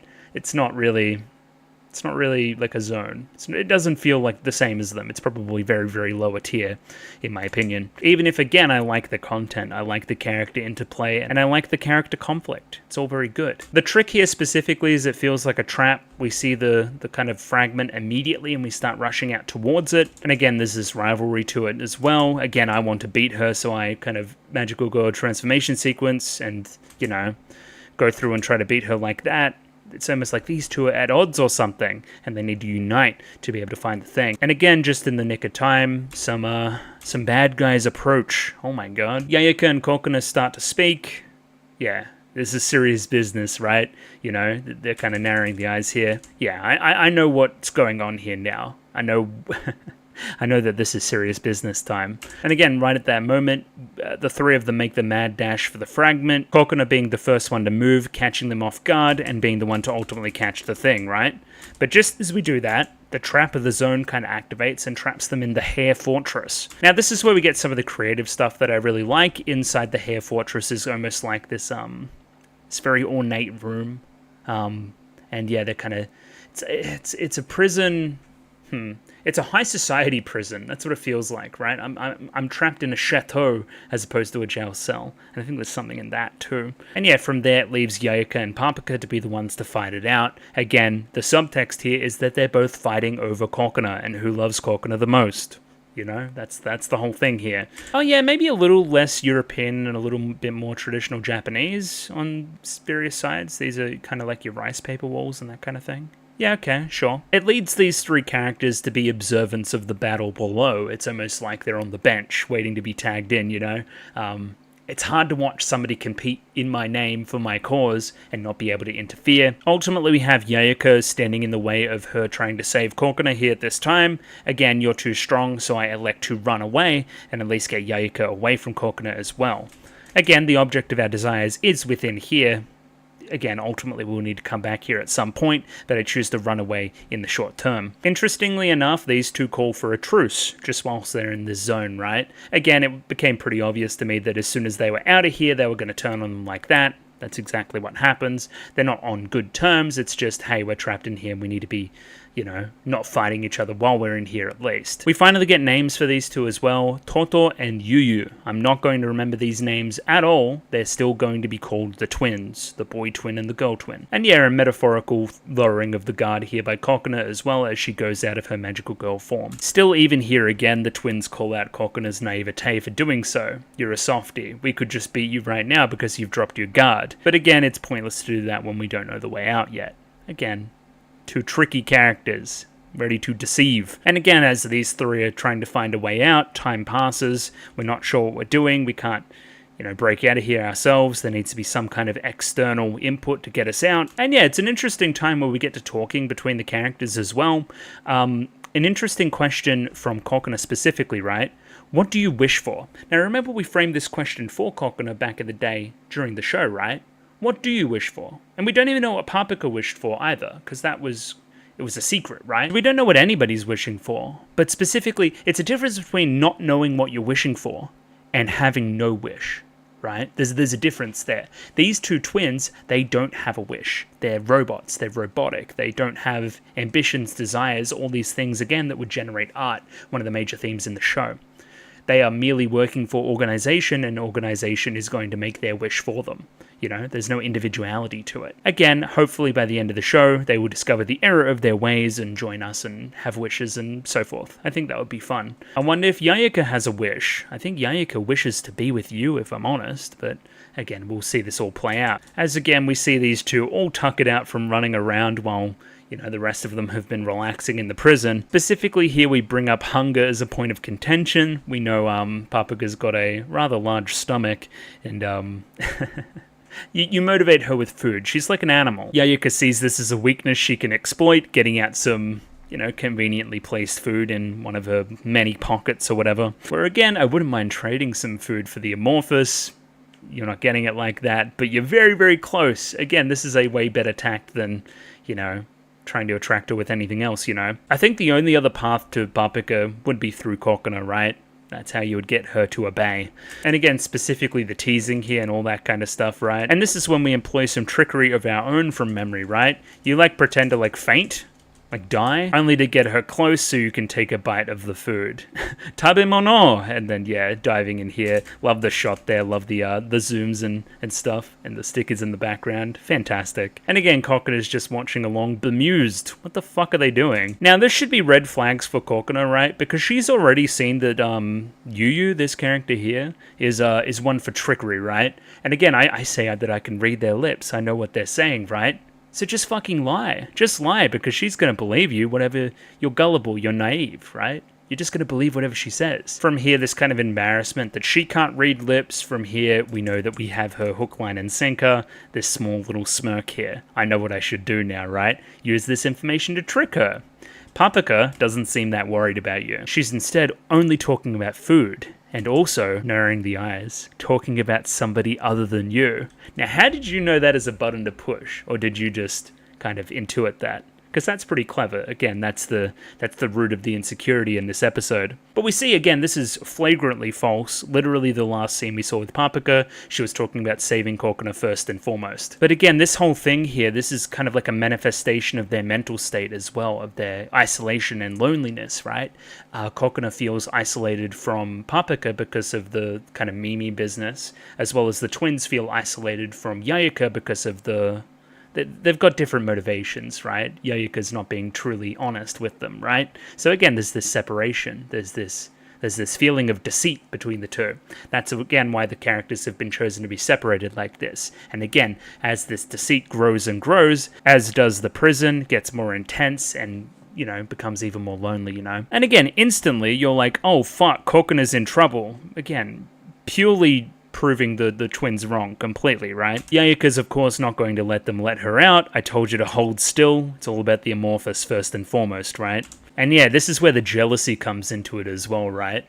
Korkin is more important. The Amorphous is more important. And then Paprika starts to go into it, right? Her voice, her scent, how nice she is deep down. That's what I love about her, and that's what I want to save. I love everything about her. That enrages you. You kick her in the back, and then it's like, you just showed up like yesterday. What do you know about Korkina, right? We've been besties from way back. Cue the flashback. Again, you see the kind of internal of this prison changing as well, this kind of darkness creeping in and so forth, the rooms changing along with the external, right? Oh my god, they're at odds, I can't believe they're fighting over me. I don't want these two to fight, and then we get to reminiscing about Yayaka, of course.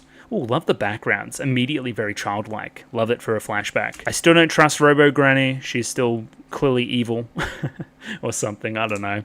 But yeah, we get some fun flashback stuff here with Korkina, right? Now again, for a character that is so unsure about her own past, we must kind of theorize that these memories could also be implanted or whatever. I don't know. It's unclear. But there must be some skerrick of truth in this, otherwise it would make no sense at all. They're at this kind of facility, they're test subjects, many tests are being done on the children, and again, they're frustrated at what they're doing, but they're together. They're just kind of besties on that level. Now again, we're not specific about the tests, probably because the children wouldn't be speaking about that kind of stuff, but again, you can infer it has something to do with this whole pure illusion conspiracy thing. Now the pink flowers must be Yayaka or something, and then the red flowers is kind of, but red's been associated with Paprika, so it's like this garden of Paprikas and Yayakas, and then of course we've associated Korkina with the, kind of the green clover type thing, so maybe that's what we're getting at here with this piece of art, potentially. I don't know, it's good art still, but yeah, the pink flower in particular has some more significance there, most probably. Big Ritsu vibes from K-On!, I would say, for sure. Maybe it's the big old forehead as well, but yeah, just this kind of like really reliable best friend type character. Either way, we've got the handout. Do you want to run away with me, away from all these tests? We can just kind of be together forever. Again, this is what we're talking about when you showed up like yesterday. We've been lesbians from way back. Yeah, I'm just wondering about filling in the gaps here. Because again, you remember this and you remember this connection you had with her. But again, why is she forsaken it? Why is she so invested in what the scientists are talking about, you know? This flower, again, obviously very significant, right? The two of them running away from the scientist-type guys. The two here breaking the rules, having fun together, laughing together. They're besties, it's great. And again, they almost, like, lose kind of track of what they're even doing here. They just kind of sit in the garden and play games for a bit. I think they both say a food that they like at the same time. Again, not the best tact if you're looking to hide or whatever. Just kind of playing games in the garden. The two get scolded and Korkina needs to separate, go back home with her grandmother. Grandmother asks, did you make a friend? And then of course, yep, I did. It's great. Oh my god, a real friend. I love it. And again, that kind of flash from there to here, kind of becoming more cynical in the process and seeing, again, now you've got somebody else struggling for her. Why am I not doing the same thing even now? She was my first friend, you know? Instead, I'm watching the kind of new flame here dive in and do what I should be doing. Why am I on this side of the equation? Why is she on that side of the equation? Why are things the way they are? Again, Paprika diving in, endangering herself, while Yayaka is just standing there thinking about, well, what does all this mean? What am I even doing if I'm trying to do this? I'm only trying to get her out to harvest her, essentially. That's not what I should be doing. And again, all these thoughts rushing through her head. It's kind of the reason why I thought that she was never actually going to go through with the actions by the very end. Again, the prison is attached to Korkina's mental state. If she sees Paprika here desperately trying to get her out, of course that state's going to improve and the prison is going to be easier to get out of, so to say, you know? But again, it's all about how one is willing to endanger themselves for another, right? What are you willing to sacrifice? Yayaka shows self-preservation here, shows hesitation, right? She jumps out while Korkina stays in and gets crushed by the fucking thing, right? Again, clenching the fist. Why can't I be that person for her, you know? What is stopping me from doing that? Why am I so hesitant? What am I scared of? All these things, right? And again, that final yell out for Korkina, right? Oh shit, that's what finally connects them, yelling out Paprika on the other side. And yeah, breaking the shell, breaking the prison. Big End of Utena vibes too, if you know, you know. Kinda, yeah. Great. Again, these two are happily being gay together, and then we see Yayaka who's like, well, what's even going on anymore, right? Like, oh, she's bemused at the whole situation. From there, we then flash back to when she got her new mission, right? Way back in the day when she started trying to find these amorphous things. Well done, continue to monitor the target. Interesting. So again, you got put up to this from these people way back in the day, right? Okay. So, when you walk up to her when she's kind of sitting in the waiting room in the flashback, you were put up to this by these guys, right? Great work by continuing to stay close to her. Your job from here on in is to continue to monitor the target. You belong with her, but also in turn you belong with us. This is your mission and this is your sense of belonging. But again, she didn't know the entire time. She just thought we were friends, and again, this ultimate guilt of it all kind of coalescing here in this final scene. Where do I truly belong? Kind of the zoom out of the hand holding here. I belong next to her as her friend, or, friend. I don't belong over here adversarial to her, trying to harvest her for parts, trying to work for this shady organization that I don't even know. Again, this is where the face turn happens and the change of heart. Again, we make it sledgehammer obvious here. Again, you must take the thing from Kokona or Nechan, or we will abandon you, essentially. And again, from here, Yayaka isn't playing anymore. She just fucking beats the fuck out of them. This episode is characterized by separation. We have Papaka kind of flung all the way over there. She's going to deal with the twins, and Yayaka and Kokona finally have this heart-to-heart. We're trapping her in this icy fortress, again, trapping her in this metaphorical relationship that we have, and using that, again, in the process of defeating her. Metaphorically and physically. It's pretty smart. It's good. And again, we show we're serious here. We cut the face slightly. We yell at her to transform. Come at me at your hardest. These two characters that were friends very early and now fated to fight. Flippu Flappingu, we see the transformation there. And again, these two that shouldn't be fighting are fighting. As the memories flash up on the walls here, we see the kind of fractured meetings that they've had in the past. Again, this is a manifestation of this manipulation, this long-term con from Yayaka, right? I can't fight my friend. That's what Kokona is kind of grappling with. Where again, this friendship was only a means to an end. Or was it, Again, who's really fighting who here? As we play through here, seeing various times in their lives that they've been together, up to and including transitioning into high school as well. Very, very cool. I specifically remember this photo from very early in the show, I think, as well. So it's fun that we're reusing it. And again, very on the nose here, but we have the kind of grappling hooks from Yayaka, kind of going out here and smashing various things.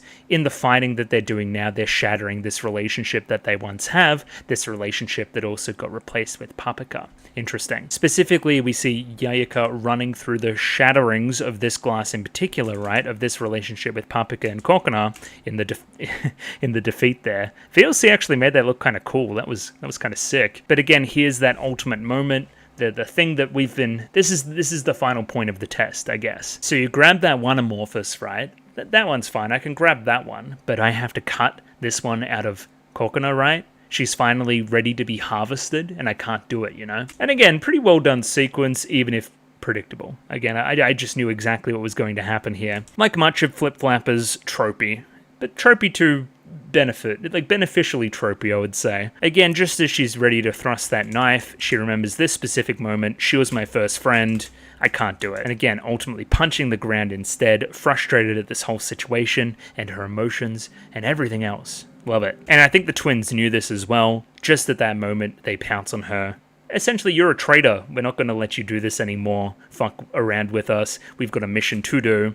But then, that's when fucking Papaka runs in and saves them as well. Wait, no it isn't. Papaka is later. First, it's Yayaka who jumps in to save Kokona, which is crazy. Throwing away the amorphous in the process as well. Again, realizing what's truly important. So again, Yayaka saves Kokona there, takes the full brunt of the blast. Kokona wakes up. The twins go, oh well, might as well just shoot again. This is when Papaka runs in and saves the day in that kind of pink, reddish cloud of smoke. Specifically here, reflecting something back at them as well. Was that the amorphous itself? Something like that kind of grazes his head. That's why these two ultimately choose to retreat, because you've just sustained a pretty terrible injury. Like, securing one amorphous takes priority than getting both. We may as well retreat now and just take it. And again, here's what we see. Again, Yayaka jumped in to save Kokona. You were willing to sacrifice yourself for Kokona early in the episode, and now she's willing to do that as well. There must actually be something real here. Again, I think you underestimated this relationship. But, not doing it anymore. She's just as in as I am. And again, the love triangleness of it is exacerbated here as well, as Paprika sees Kokona yelling out for Yayaka. It's like, oh my god, I kind of finally see what I've been doing with this Mimi business to Kokona as well, making her feel all insecure and stuff. Love it. Post-credit scene, we have Yayaka rushed into the emergency room, where she will quickly be saved by the doctor, I guess, the scientist guy. Specifically here, please do your best, she's my friend. Yeah, great stuff. Now, this is interesting. Okay, let's watch the editing here. Okay, watch this. Okay, so we go from here, we go to the evil guys, they put the Amorphous in the fucking tube thing, it goes all the way to the top, it starts to resonate with the thing at the top here, right, as well, on this kind of podium. That's when it seems like Paprika awakens to something. So again, is there some kind of connection there as well? Again, that would make sense based on that other blue-haired character kind of looking like Paprika as well. So what's going on there? What does all that mean? Again, this is exactly when you start to yell at this Mimi business again. Yeah, it feels like you have no choice in the matter, that you're being fucked with somehow, based on the actions of the other guys. Maybe. I don't know, it's weird. I don't know what's going on there. Again, Paprika's like freaking out. She's yelling out for Mimi. Mimi, Mimi, Mimi, where the fuck is Mimi? And again, Mimi is your partner, essentially, right? I think we're setting up for a pretty classic episode 10 flashback as well, if I had to guess. Potentially based around you as well. We're gonna see. But we'll leave that there. Episodes 9 and 8 of Flip Flappers. I don't know why I said it like that, but they were pretty good. I largely enjoyed that on the rewatch. So, shout-outs. Good show. We're due another flashback. We're due some salt content, I think. Watch your salt content. And, yeah, I don't know what else we'll do. More Magical Girl bullshit? Probably. Fun show. Really fun show. But, again, 2 episodes that I didn't really walk away with much else to say about. They just kind of did what they should have. Again, they did what they should have. Full marks. Tick that. Just wasn't particularly noteworthy. Either way, next week, 10 and 11. Looking forward to it greatly. Patreon if you want that 1 week early, of course. Discord if you want to talk to me about the show. About anything else in general as well. And like the video and subscribe right now, or I'll send people to your house and they'll kill you. And your pets. So do it. So yeah, I'll catch you later. Thanks for watching, and goodbye.